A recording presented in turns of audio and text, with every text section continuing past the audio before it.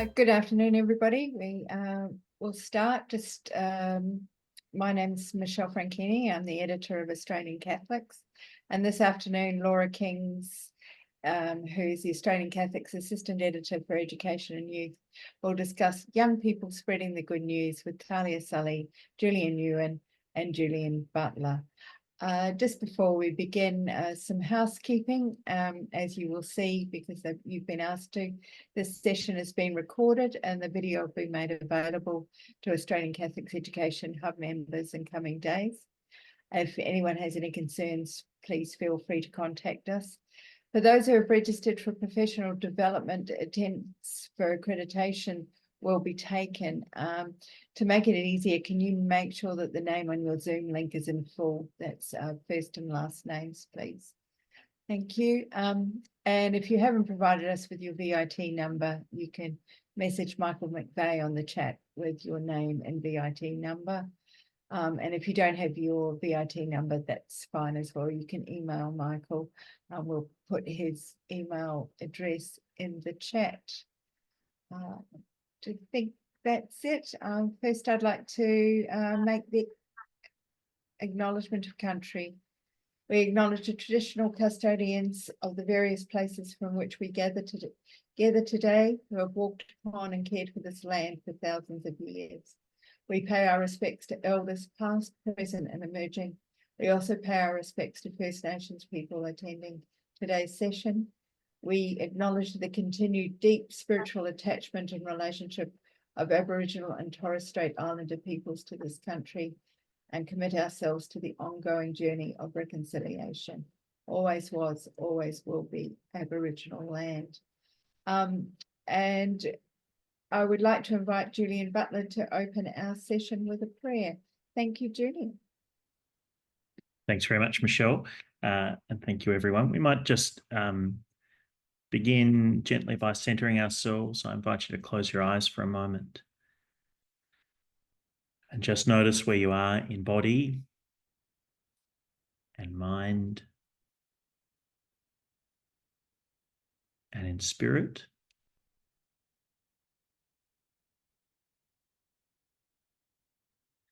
And recognizing that in body and mind and spirit, we are a space of sacred encounter. We make the sign of the cross in the name of the Father and the Son and the Holy Spirit. Amen. As we journey through this Easter time, it's an opportunity to reflect and recall where we're seeing the resurrected Christ,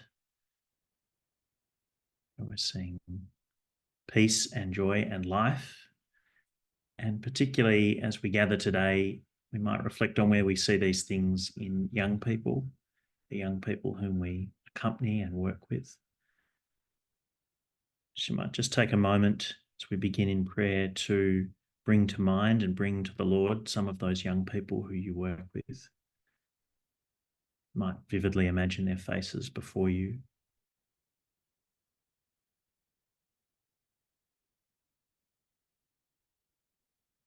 You might name them before the Lord.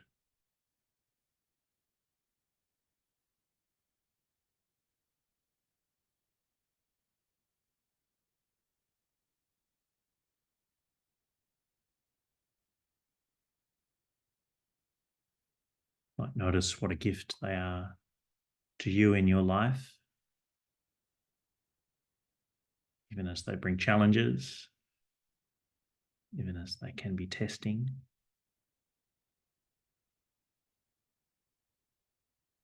Just notice the gift that you share in accompanying others, particularly in accompanying young people.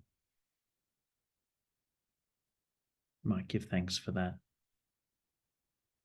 Ask the Lord's blessing on you in your work and in those young people whom you minister to.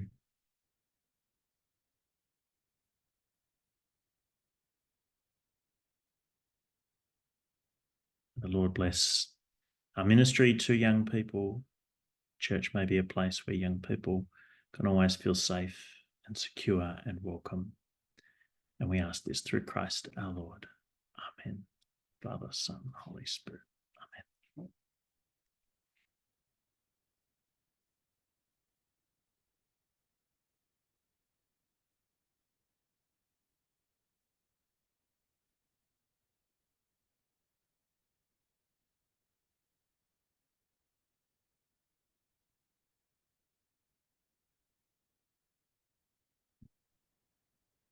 Michelle, are Sorry, you on mute? sorry.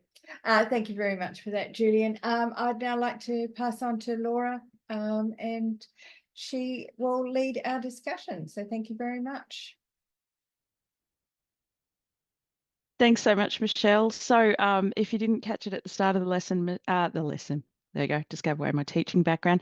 At the start of the session, Michelle is the editor of Australian Catholics and also Madonna magazine. And I work as her offsider at Australian Catholics as the assistant editor, Education Youth. And full disclosure, Julian Butler's also on our editorial team, and he writes for Eureka Street and Australian Catholics and Madonna on occasion too, I think, Julian. So thanks so much for that lovely prayer.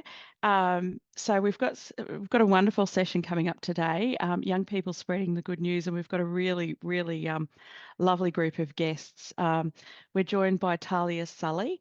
Tahlia brings a wealth of experience and passion to her roles in youth ministry and education, coupled with her active involvement with the Council for Ministry with young people for the Archdiocese of Adelaide and with the Young Christian Students movement on a local, national and international level. With a student-centred approach, Tahlia champions student voice and agency, striving for personal faith and leadership formation and holistic personal growth. So thank you for joining us today, Tahlia. And it's very confusing today because we have two Julians.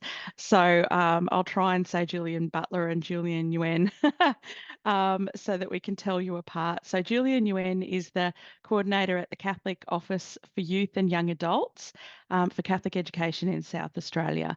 He's a former president and long-standing member of the Vietnamese Eucharistic Youth Movement of South Australia, has more than a decade of youth ministry experience and was a member of the Australian Plenary Council, Council of Ministry for Young People and the Diocesan Pastoral Council. And we're joined by Julian Butler. Julian is the Australian Jesuits Province Assistant for Young Adult Ministry. In that role, he chairs the Cardinal Network, which provides opportunities for young people to experience faith formation and to be of service locally and with communities in need overseas, and share the building of communities of faith and service. Julian is undertaking formation for Catholic priesthood, is a chaplain to senior students and recent graduates at Xavier College in Melbourne, and he's also a contributor at Jesuit Communications. So thank you all so much for joining us today. I think it's a really interesting topic that we're going to be speaking about. I'm going to start by asking you each to very briefly talk about your faith formation journey. Julian Butler, I'm going to dump you in it and ask you first. Would you like to tell us a little bit about your journey? Thanks, Laura. I'll be as brief as I can. I grew up in Melbourne in a mass-going family. Went to the local Catholic primary school. Went to a Jesuit secondary school, which is kind of what got me connected to the Jesuits. And I think sort of like by the end of my teenage years, my folks were going to mass less and less. But I kind of felt this sense of connection. It was a space for me that I felt quite comfortable. So I kind of kept going. And then after school, got involved in some young adult ministry through the Jesuits and Ignatian Orders of Religious Women. And that kind of sustained me, as well as being involved in St. Vinny's Soup Band. And so that sense of kind of community faith formation service was sort of strong through my uni years, along with parish engagement. And as I moved into work, I practiced as a lawyer for a little while. I really enjoyed that, but there was this kind of itch, as I describe it, that needed scratching. And so 7 and a bit years ago, I joined the Jesuits, and that's been an amazing experience of deepening formation as I kind of move towards, God willing, ordination for priesthood. Fantastic. That's a very brief overview, really, isn't it, Julian? Oh dear, but how does anybody briefly describe their faith journey? I'm going to ask the other Julian now. Would you like to tell us a little bit about your faith journey? Yeah, definitely. Thanks, Laura. So I also grew up in a church-going, or relatively church-going family. as a kid. I grew up in Adelaide and have been part of the Vietnamese Catholic community in Adelaide. It's a very big cultural community centered around Catholic faith. So I've always been part of that community. I went to a Jesuit high school in Adelaide, and I think that having the two really sort of help the faith journey along the way early days. I joined the local youth group, the Vietnamese Eucharistic Youth Movement, a bit later on than most other kids in my community. I joined when I was about 15 years of age and haven't really left since.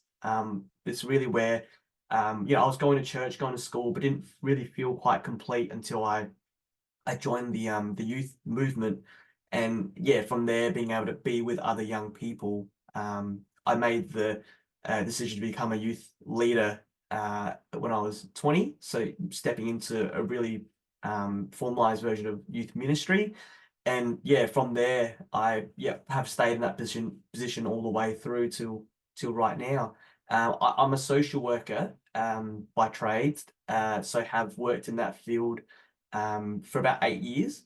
And I was really fortunate that in 2022, I was able to merge the youth ministry side of things with being, sort of like a professional job now in terms of coordinating the Catholic office for youth and young adults here in Adelaide. So that's a real quick snapshot of my journey.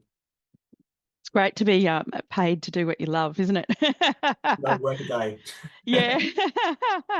We're a bit like that at our work as well. Talia, thank you for being so patient. Would you like to tell us a little bit about how you've ended up where you are? Yeah, of course. My journey is quite different and I guess pretty unique in the sense that I didn't grow up in a household that is recognized as religious, or quite the opposite, actually. Like, our perception of church and religion was very media driven, and no one had a connection to a Catholic community or a Catholic school. So I was the very first in my family to go to a Catholic school, and it was the classic, it's the best school in the community, they have a great education, we're going to send you there, which I'm incredibly grateful for. So it wasn't until about year 10 through school and through the opportunity to be a school leader where I got involved in YCS. So Young Christian Students is an international not-for-profit. You would know of maybe YCW. It's the student version. It's student run. And so it was an opportunity to travel around Australia and organise, plan and run a movement with a team full of the other students. So I was 15, making decisions about budgets and campaigns and talking in Parliament and all of these amazing things, that I was like, wow, there's something in this. Like, these other students that I'm seeing, we also do prayer before bed and we talk about God and faith. Like, I thought that stuff, really, to be really honest, was lame or silly because I was naive and didn't understand it. But I was like, these people have the same social justice interest in me as I do, but we're also talking about this beautiful stuff like love and joy and God, which I really am connecting with.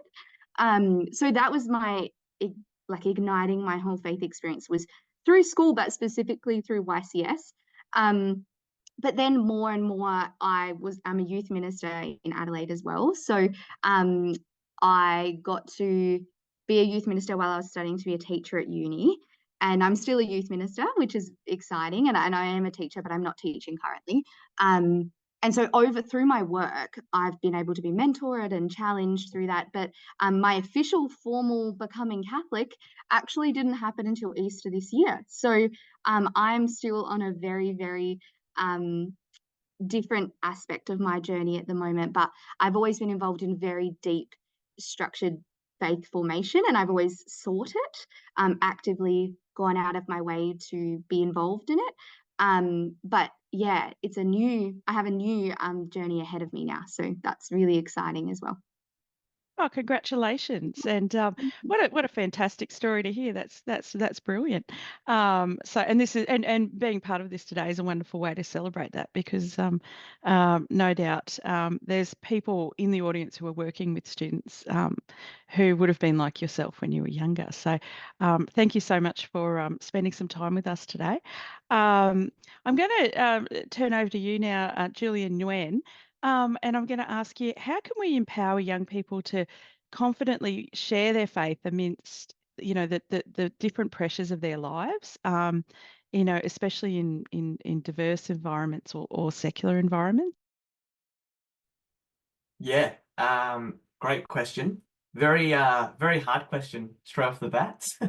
I'll start off by saying it is a hard question. I don't think there's no necessarily like one size fits all for answering this question, because I think Julian and Tahlia would also agree with me that it really depends on the young person and where they are also in their faith journey. That speaks into that confidence to share.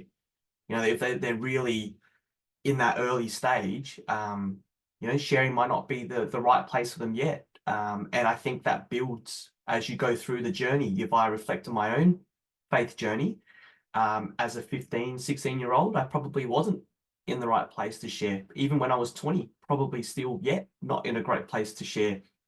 But I think how can we look to empower young people? And I'm really going from a perspective of, let's say, someone who is in a school, year 9, year 10, maybe year 11. It's really early on in their faith journey. I think, to keep it simple, I would say helping young people to realize that it's in the small things. The small things are really important, and not to be dismissive of those small things, not to always be looking at, how can I explicitly share, words like testimonies, and they're really big things. They're really big forms of sharing. Evangelizing, they're big things. So looking at the small things and not taking that for granted or disregarding that in some ways, helping young people to really value that. Small things like living it out day to day. That's a form of sharing. School groups, school social justice groups do it really well. And I think there's a really special place there for young people to share in their faith without being, extremely explicit about it, or but being comfortable amongst their peers, be able to share their faith and stand up for what they believe in, hearing other people's values and beliefs as well. So I think valuing the small things and just ensuring that, reassuring young people that, be comfortable in where you are in terms of your sharing. You don't have to look at the other person and go, oh, they're doing that, so I got to do that as well. I think it's not helpful for a young person. And so just reiterating that, what you've got and what you're comfortable sharing right there is great. And to be able to reassure them, that the small things really do matter. How you treat people as well. Most definitely, yeah. I know. Thinking back to my own teenage years, a long time ago. Yeah, no one wants to stick out when they're a teenager, do they? But it's nice to have that sort of comforting support from people who believe in you, isn't it? Yeah. Tahlia, I'm going to ask you a little bit about teaching knowledge now. Although now that I know your background, I think, should have asked you that last question in a lot of ways too. So if you had anything you wanted to add to that, but. In terms of teaching, what strategies can people employ to support students, and are there any activities that you could suggest, that would help students who want to share the good news? Yeah, of course. There's lots that I can say, which is really exciting. I think as a teacher, and even in I've been teaching for 3 years, so I'm still in my early careers, and I'm not teaching this year explicitly. So, but even in my role and in that sense of deep formation in the area of faith, but then also in the classroom, I think both of these things like apply to what I'm about to say as well. So it's quite a broad area to cover. But I would say learning yourself. I think I've always been the most impressed with my knowledge, or I feel like I'm actually engaging with students the best when I'm being challenged and pushed myself. I remember even early on in my teaching career, one of the things was world religions, and I knew nothing about that. So I went and learned lots about it. I even did like a PD on it, and then I was like, wow, now I have things that I'm excited to share. That's not just stale, the same old stuff. Like I did year 10 world religion. Sure, I can share what I learned, but to challenge yourself, your own learning and your own thinking, I think is really healthy. It puts you in the same mindset as a student. They've got to learn, do assessments, think. But then in the same sense, you've got new knowledge and new experiences to share, which I think is that shouldn't be underestimated. I also think this is a classic, and it's a bit of like my bugbear, but not teaching just for assessment. I think that we can get caught in that trap. I have had a couple of weeks at the end of a term where you have to get those reports in and you have to do the assessment. I fully understand it, but as much as you can, calling yourself out or just creating spaces in a learning environment, specifically in religious education, where you're not just teaching for that assessment that's coming up, or it's not just considered a study if you've done everything. It's actually, I used to have 100 minutes of RE teaching at at a previous campus of this school. And I said we get 100 minutes every week to learn about what it means to be a human being at its absolute core. Like, what a privilege that is, that we get that time. And I think it's a bit of like selling and branding. Sure, you've got to know your kids, like Julian was saying, to do that in their realities, to speak with them well in a sense that they understand. But for those kids, they liked the idea of learning about what it meant to be human. They come from quite low socioeconomic backgrounds, so their human experience was quite deep. And so that was already much more of an in than let's even the assessments. They're like, we just want to chat in class and have discussions, which is what I believe we want in a religious education classroom. And then I think that environment that you're going to foster, we're talking about things that are human, that are quite personal and quite challenging. So to role model vulnerability in a safe way, your duty of care, but to role model a bit of sharing and giving kids permission to share.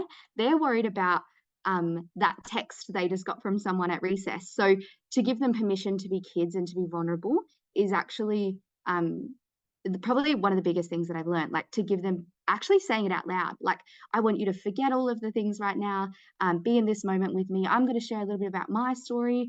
And then I want to go around the circle and get you to say something as well. On a year 12 retreat that I just was able to be a part of, I threw it out there and I asked every student to tell me what they thought God meant to them.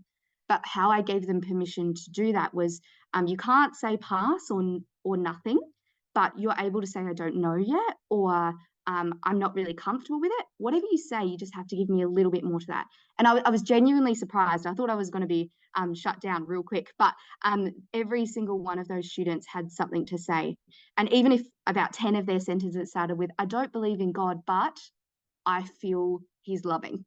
Like, that is exceptional. So I think don't be afraid to challenge them with those tricky questions, but do so safely and with a safe sense of vulnerability. I'm thinking that's a really lovely way to put something that teachers often say that's really cliched about developing relationship with your students. It gets bandied about all the time, but what does it mean? How do you do it? So thank you so much for sharing that with us, Tahlia, because I think there were some great ideas. Julian Butler, how do we foster, because you have a bit more experience in this area, how do we foster an environment in schools that nurtures student voice and agency in matters of faith and spirituality? Thanks, Laura. I think sort of maybe picking up on some things that Julian and Tahlia have shared, I think a really important thing is to recognise the different places that different students are coming from, and the breadth of experience that students are having, but also the breadth of experience that staff bring. And I think this is a really important dynamic to that often we're engaging now, a previous model might have been in a Catholic school, the staff kind of have all the answers and sort of are pretty well churched and and the students need to be formed in that. And we're now dealing with a much more mixed reality. We have kids who have probably got significantly more sort of faith engagement and churched experience than staff, and vice versa. And so you're dealing with this mix. So models that are much more about accompaniment and Tahlia's just been talking about that, I think really come to the fore and promote the capacity for students to feel like they've got the opportunity to share. I think part of the school that I work at here in Melbourne, one of the things I think we do really well is draw the links between spirituality and wellbeing. And I think that's really critical to student agency and voice, that often the sacred spaces are actually the spaces where students feel most comfortable sharing about who they are and where they're at. And students who have no sort of, the God thing is a bit distant for them, are suddenly in a liturgy or on a retreat finding voice, and not necessarily voice about God explicitly, but about who and how they are. And so I think the consciousness of, hey, these spaces that we have can be used, yes, for the explicit God stuff, but also for those deep human questions that then I think nudge students into, well, why is this happening in this space and not in other spaces? Why are the God spaces, the sacred spaces appropriate for, and spaces where you feel you can share? So, without sort of cannibalizing liturgy can be a wonderful space for students to offer gospel reflections and so forth as, ways of them of making the Eucharist meaningful in terms of their lives, and putting aside space for that, I think, is really special. Ensuring that retreats have that space for and days of reflection for some content, but really significantly for student sharing, both in terms of relationship with God, but with others and with self, and drawing the connections between those things.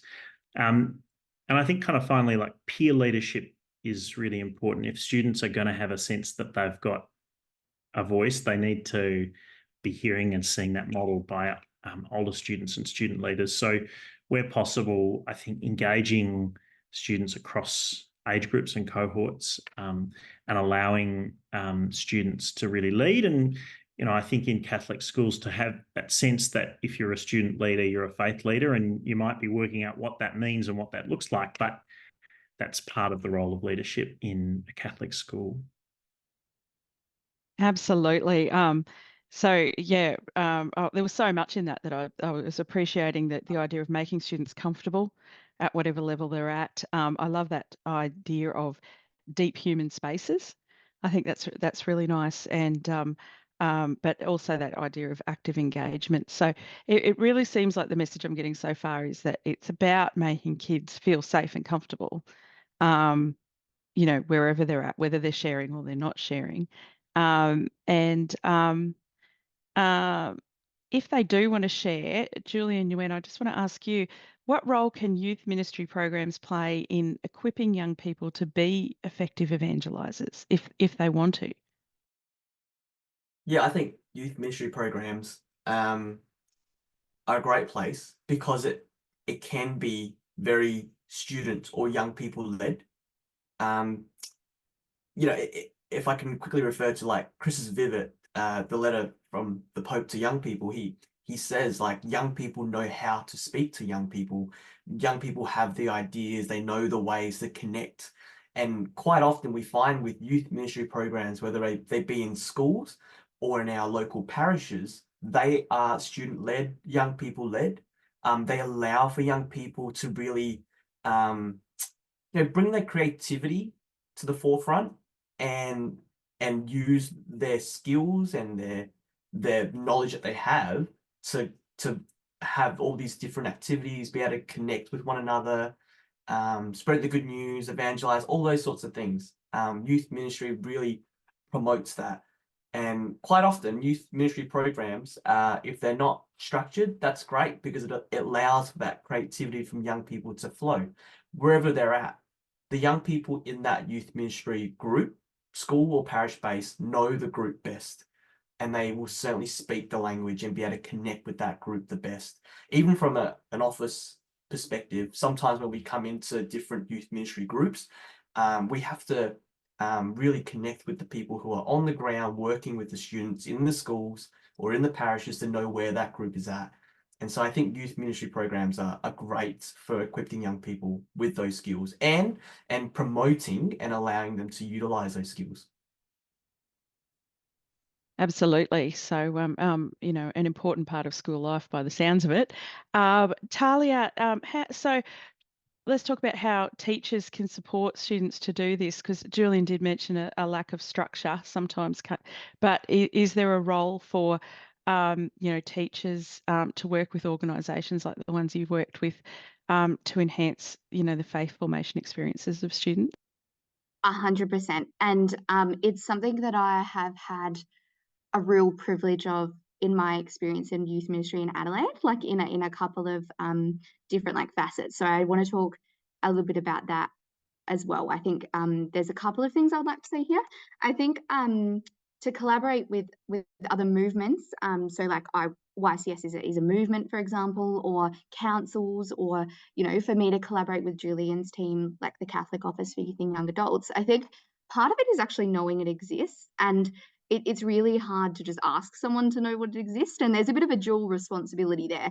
But I think I think not just being biased in my own experience, I want to preface this next statement with that, because I truly don't think it's unique to just this school that have been a part of for a really long time, but your school investing in youth ministry is significant. But really investing in it, there's tokenistic youth ministry where you have someone employed for 10 hours a week to support writing PowerPoints for liturgies. And then there's youth ministry where you're giving the youth ministers agency and responsibility and saying, you're actually significant in our school's Catholic identity. What are you going to do with that? Because I know, and Julian knows a bit of our experience here, we have been really privileged with resources. Hasn't always come easy, but I mean in a sense of investing in the fact that our youth ministry program is not just social justice focused. We actually we go into the elements of well-being, or we are able to create whole school programs and support whole school celebrations of things, which I think is wonderful. We're not even called youth ministers, we're called mission engagement, which I think actually is different as well, but that's a different branding and selling, which I think is important. How teachers can relate to that is I am a resource for every classroom in this school, and the teachers are really, really aware of that. It's part of my responsibility to be connected. Part of that engagement stuff is I host the talent show, which is so random, but it's joy, it's love, it's living it out, and that's why it's really consciously done that way. But it's also so staff know, Tahlia's approachable. We can ask her for things. I've spoken in classes, I've sat with staff and had coffee and just gone through things. I think, even our reflection day programs are linked. So they're like retreat days for our students. They're linked to the curriculum and to assessments, and I coordinate them, but I support the staff and I challenge them and even form them in being a part of that too. So I think I really, regardless of just being in this job, if I wasn't in this job, my one thing I would say is youth ministry is special, but you have to take it seriously and you have to resource it for it to work really well and not just be tokenistic. And invite people. That's the biggest thing. I'm on a council for our Archdiocese, and I've been on that since I was 17, because our parish priest at the time said, you've got something special, come to this meeting with me. Called my mum, drove me down. I had no idea what was happening, and I rocked up and I loved it, and I've been on it ever since to share a different perspective and remember as well, I'm 26 now, so I wasn't Catholic at the time, but I was always invited to share a perspective from my own story and my own experience. I have to do that grounded in being humble and mentorship, because I don't know a lot of things, but no one does. And I think you've just got to be humble in that, but be at every experience and don't forget to invite people to come with you. Because I think most of my beautiful opportunities to connect And so what I'm saying here is teachers to connect to organisations in the diocese is to invite them along to things, to say, hey, I see something special in you, can you come along to this thing? And then they're volunteering for a group like Fred's Van or YCS. Like, we're getting a lot of energy from teachers around that at the moment, because like, I think for a couple of years we just forgot to invite them to things, and now we've realised that again. Absolutely. It's good to have that reminder sometimes, isn't it? I've been writing a lot of, invite a guest speaker into your classroom, into the teacher's notes. And I'm sure a lot of people roll your eyes, but when you get a good talent, for want of a better word, sounds a bit meatery, the kids love it. They absolutely love it, don't they? It's something different in their day. So, yeah, absolutely. I'm glad you're able to do that in your school. Julian Nguyen, I'm just going to ask you, what are some effective ways to address the challenges young people face in, addressing? Yeah, what we sometimes say about difficult conversations is listening is really important, straight up. I think it's very important to listen, but listen deeply. So listen without judgment, listening to hear the other person's perspective, with these difficult conversations, understanding where the other person is coming from, why are they asking the question, or perhaps why they have a certain position or stance on a certain topic. So I think listening is a really key component to dealing with difficult conversations. Be curious is another one. I think encouraging, as educators, we should be encouraging young people to be curious. And so if they are in a difficult conversation, to also be curious as to, oh, well, why do you see it that way? Even if it's not the same as your position, to be curious around it. Take a partial approach is another thing I'd say. I mentioned it before, to not have judgment, but to encourage young people to also not be defensive if another person's perspective is not the same as your own. And not to be argumentative in any way. I think what I always say to people is, with these difficult conversations, you may not, if they're in a different perspective to you, you may not be able to change their minds in one conversation, but the way you handle the conversation could certainly lose them forever.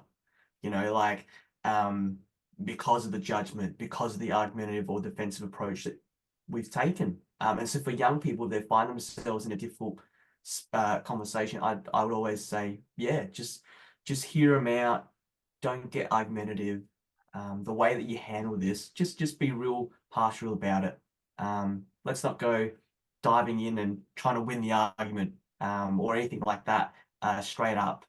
And the last thing is I'd say is to know your limits, as in you don't need to have all the answers in every difficult conversation. I really don't think as an educator or a young person that you would have all the answers, and that's okay. I think that's the first thing you gotta have or be thinking of as well in a difficult conversation.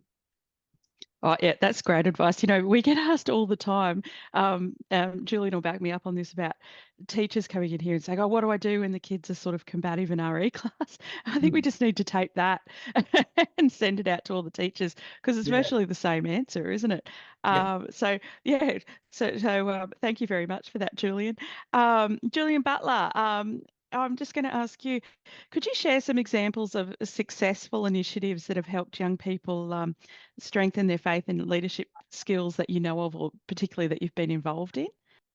Yeah, sure. I think my answer to this kind of picks up significantly on Tahlia's response and her kind of experience, in that I'm not an RE teacher, but I think RE teachers experience, or my sense is, this sort of tension of having curriculum to kind of work through, which I think is really important. I think one of the things that I say to students at the school that I'm at, if you leave this place without a sense that there's a significant intellectual rigor and heritage to this faith thing, then we've really failed you, because there is. And I think lots of kids kind of leave Catholic schools thinking it's sort of without a sense of that rich intellectual tradition. So I think there's a responsibility for our RE teachers to be sharing that, but there's also this really significant role in sharing experiences that give life to that. So we're not just an intellectual tradition, we're a lived faith, right, that has an intellectual tradition.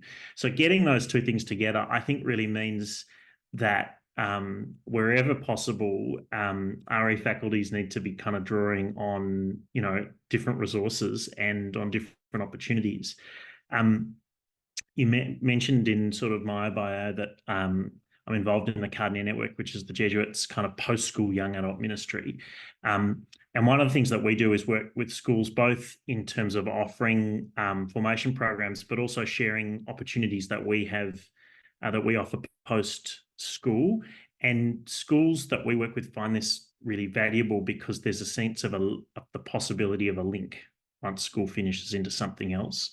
And the key thing that we do, as well as offering formation for young adults in Sydney and increasingly now in Melbourne and Adelaide, and local service opportunities in those places, is that we offer opportunities for young people post-school to go and serve in communities overseas, particularly through the Asia-Pacific region, and drawing on the Jesuits' kind of connections in works in those places. So 3, 6, 12-month placements, usually engaged in teaching English, which is kind of a commodity and skill that a young person post-school has that's really valuable to people in lots of those places. But embedding the young people in communities that are almost always significantly marginalised. For instance, in northern Thailand with tribal people, or in Timor, in communities that are a few hours out of Dili, and that really where there's been very little development and attention, and where the church is present and where the church is working with people who are in need. And in some ways, it's a face of the church that young people in Australia very rarely get to see. A vibrant, poor church that's working with people who have real needs and meeting material and spiritual needs at the same time. And those of us who are engaged in the church in Australia, I think, know that the church does that well here, but it's not always easy to see. And sometimes stepping out into a different context and a young person bringing their gifts and skills and their openness to engage in a new community can be really special. So I think that we've seen that work and really transform young people post-school, that sense of community service and spirituality and faith coming together. And then the capacity for those people to go back and speak to their former school communities. Again, it creates that loop of kind of near-peer interaction and engagement to say, I think one of the risks of the Catholic school is that it's a kind of, like any institution, that it looks in on itself and isn't aware of the next thing. So drawing connections, be it with parish, be it with a post-school service program, whatever it is, to be saying to students and having that awareness that there's opportunities to engage in faith life post-school is really important, because often that's where young people start finding their voice and being willing to share and come back as youth ministers or as leaders. And just the final thing I'll say about the power of that is, because communities are so context-driven now and a sort of one-size-fits-all approach doesn't work, having people who go away post-school and have rich experience and then go back to the communities that they're from and share about that is the best witness that you can get, in my view. Absolutely. It's a little bit off topic, but I might shoot this one your way. We've had a question from the audience, Julian Butler, about, it says, do you think it's appropriate to talk about the Bondi incident and violence against women and how to deal with that in faith? Yeah, do you see a link between that and this sort of safe space for young people to share their good news, or maybe even find solace? Yeah, I do. I think in any context, we've got to be careful of the limits of the context and what staff can bring and what support is there. But I would suggest that fundamentally the gospel message is not a gospel message for part of life. It's a message for the whole of life. And bringing things into our faith understanding, I think, is appropriate and can be consoling, but can't be the only response or engagement that a school has. There have to be, I would suggest, other places where those things are being unpacked. But certainly, I think a youth ministry team, a religious education faculty would have things to bring to those conversations in terms of accompaniment, in terms of offering some support and resource in terms of the way that our faith offers solace in times of difficulty, and the way that our faith tradition and the intellectual tradition of the church allows us to think through problems, and to accompany people who are in particularly difficult situations, and particularly those who are grieving. Yes, sometimes it does help with the big questions, doesn't it? And maybe young people seeing other young people being able to deal with difficult things through their religion can be a powerful experience as well. Another question that came from Michael Hall. This is with regards to making young adults feel safe and comfortable in sharing their faith experience. He wants to know, how do we foster resource providers at schools, parishes, and church hierarchies to feel safe and comfortable in allowing this to happen? Would anyone like to have a go at that question? Yeah, I can touch on that a little bit. I think in allowing this to happen is really, I think I read that a little bit differently at first. I might just quickly answer that a little bit differently, but I think it's still relevant. I think sometimes, like, something in the last couple of years that I've been really reflective about is remembering that adults only know what they know as well. And so part of my goal, I'm really comfortable about that concept with students because they're young and that comes with the nature of a school environment. But I think I often misplace that thinking with adults. I'm like, you should know everything, but no adult should know everything. That's wild, and they only have their own lived experiences and knowledge as well. So I have been calling myself out on that a little bit, and then I'm meeting other adults, other resource providers, as was said, with that same kind of curiosity, what do you know about this? Like the idea of, so for a reflection day, for example, I'll give an example, maybe that's a bit easier. I asked for our senior school, our year 10 reflection day, for staff to share on some of our characteristics, our faith characteristics, Mary, things like that. And so I actually sat with each staff member, and I can't be condescending, I'm half of some of their ages, but just meeting them where they're at in their reality as well, and saying, like, have you ever presented before? Have you ever talked about your faith openly? Like, kind of even engaging with them a little bit and being human with them. That's how I originally read the question. But then schools allowing this to happen, I think there's a logistical point of view. I think the other part of me meeting with all of those staff is briefing what they're saying, even though they don't maybe recognize it that way. Is everything that you're saying safe for our students to hear? And as the organizer of that event, it's my responsibility to ensure that that's happening. Things like risk assessments, all those logistical things create space for this to be able to happen. I also think there's transparency. Invite other adults into the space for them to see what you're doing. And if you're afraid to do that, even more the reason why you should be doing that. Because anything you're talking about in these spaces, you should be comfortable for another adult to hear. And I just think that that's really important as well. But also you're inviting them in to learn more and to be a part of that. And I learn things from students all the time, and other adults, of course, but that only creates more positivity in creating safe spaces as well. And ask for feedback every now and then too, like that's also important to be called out if maybe, yeah, on those kind of things too. That's really sage advice. Yeah, no, that's fantastic. Yeah. Right. Yes.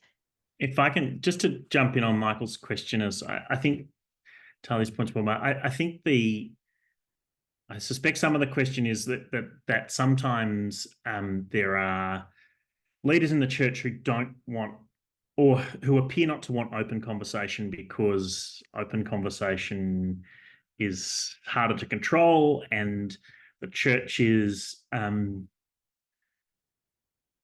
engaged in teaching. That's part of its role, and has an obligation to be true to but a positive faith to that which is kind of built up over time as teaching about, a whole range of things in terms of theology. The way that I think, Michael, that I would frame the kinds of conversations we're talking about is that they're not conversations that are coming to a point where then we sort of publish or settle on, or then saying this is actually the truth, and what the church has said isn't. It's about saying, can we, without disrespecting or without sort of cutting across church teaching, can we provide the space where people can have open conversation? And my kind of experience is that when you kind of shift the kind of language about what you're trying to do, that it's not trying to recenter the church necessarily. Well, it is trying to recenter it on the experience of all people, which is the synodal thing, right? But if it's not about saying we're here to sort of change or criticize or attack, but we're actually about starting from the point of view of people's individual lived experience, which is what kind of Tahlia's just been sort of working through how you do that. But in terms of talking to leaders and reassuring kind of people who have responsibility for the Catholicity of schools and things like that, I think being clear that it's not about sort of tearing the teaching of the church down, but actually providing space for people to come to understand it from their own context and their own experience is really important. Yeah, absolutely. Yeah, brilliant. Thank you so much. We're running out of time, so I'll just quickly ask, did anyone have anything they wanted to add? And then I'm going to give a very, very quick brief overview of the teaching activities that we're going to share today. I think my one thing in response to that as well is the old, like at the very core of it, God is love. And I think coming back to that concept, like I love what you just said then, Julian. And then I think like in the same way, I often, if it's a tricky conversation or something like that, it's like, God is love. What do you think about that? What would love be in this situation? And then you are like framing the church teachings without being too specific in situations, which I think is also a lovely way to approach that too. Jesus was all about love and helping the poor and vulnerability. So what would he be doing today?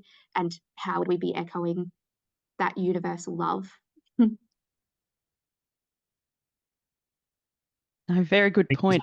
Yeah, Julian. Just to pick up on that, I think that how that universal basic good of love, that characteristic of God, is expressed is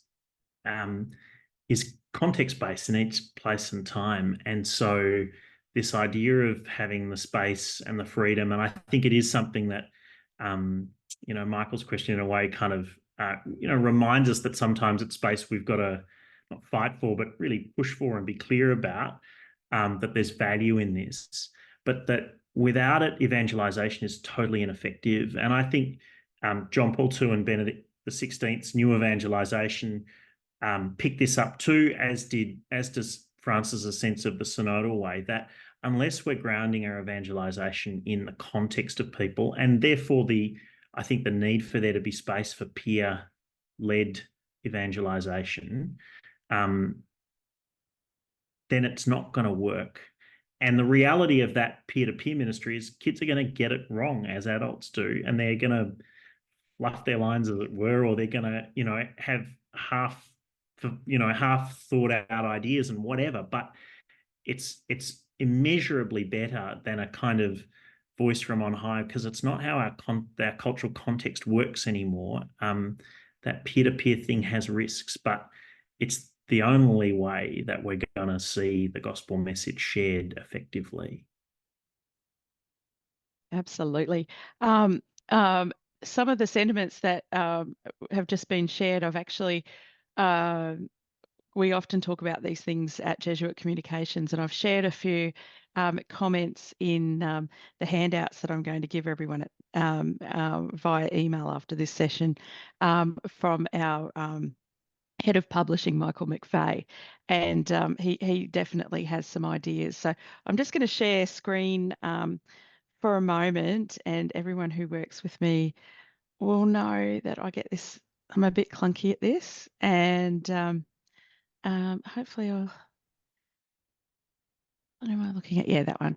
Okay, so so just to give you a little sneak peek at what you can use in the classroom from this session. So we've got some comments here from Michael, and it's very similar to what Julian Nguyen said earlier about how to deal with difficult conversations. And Michael suggests some questions when you meet someone who disagrees with you, and they're very similar to what we've been saying. Where's the goodness in this person?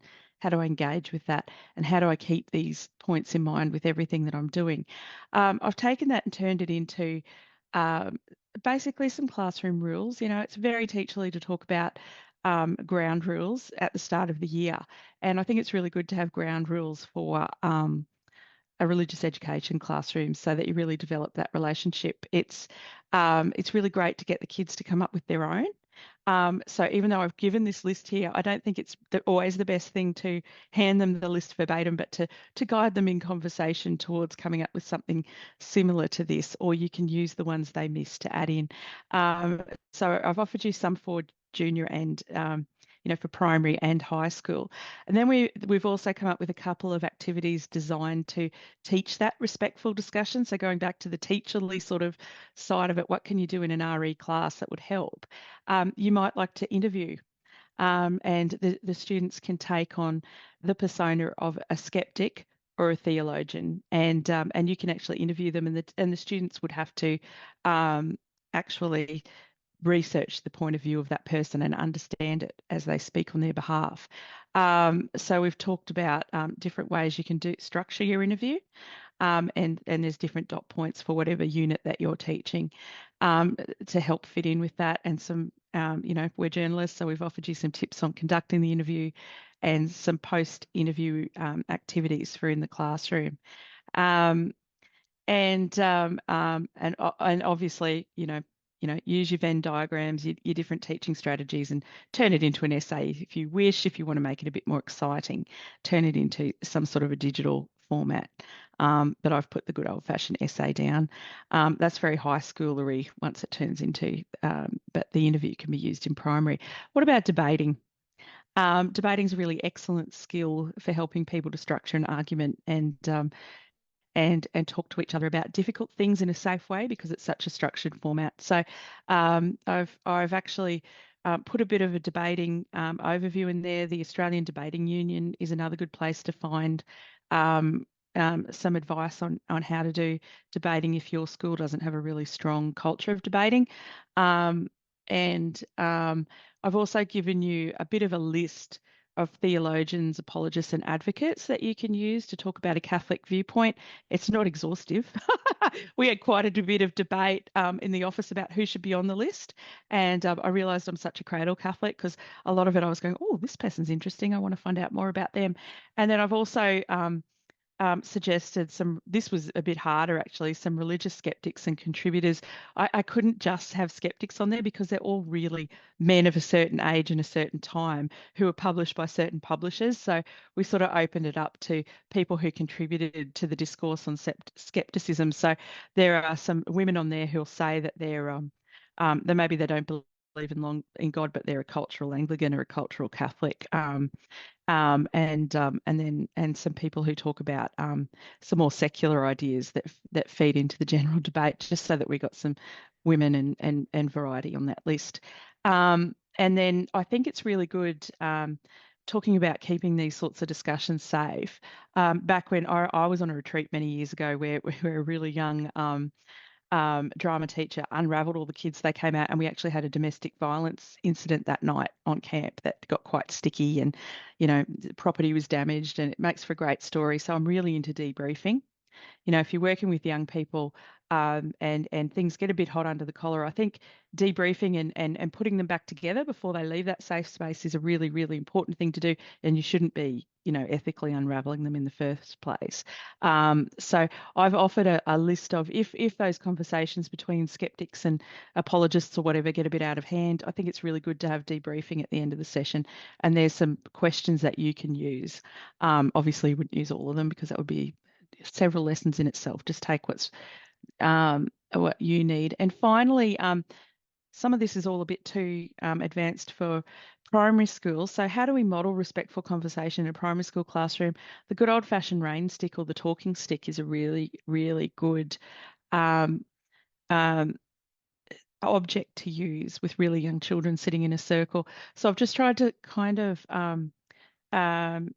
flesh that out a bit and get them to think about how I've put STEM questions and things in it to make them aware of their own behaviour and feelings when they're using that stick, so that they actually understand why they're using it and how they should be using it. And I think it's really good if you're mindful in that space and use a bit of mindfulness to make them aware of their senses and that sort of thing when you're teaching in that dynamic.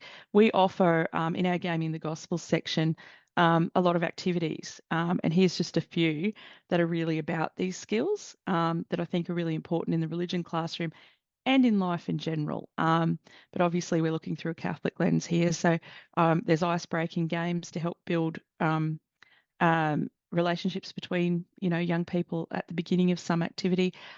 There's listening skills, obviously the word implies listening to the word, and how do we do that? And obviously I've got Here I Am, Lord, which is more of the same thing. And for the really young students, this is one I used to use before I worked for ZenEd with daycare students that I used to work with, and it's just literally sharing. It's a little ice cream game. That's for your really, really, your preppies and your year ones, because that's really hard for them. So, passing a little ice cream around the circle is enough for them. Sorry to go through that so quickly, but there's about 12 pages of love there for you all. And I really want to say a massive thank you before I hand back to Michelle Franchini. I just want to say a massive thank you. These are the types of professional learning sessions that we run where an hour just does not feel like enough. But I know you're all tired after a long work day, and we've just skimmed over the surface, and we've had such strong guests to speak to us today. And I'm so grateful to the three of you for sharing your time. There was just little drops of gold, little drops, little raindrops all over the place there. And I really appreciate that. And with that, Michelle, I'll hand back over to you to finish the session. Thank you very much, Laura. Thank you very much to our guests, Julian and Tahlia. That was great. I could listen to you for ages. So, unfortunately, as Laura said, we need to finish up.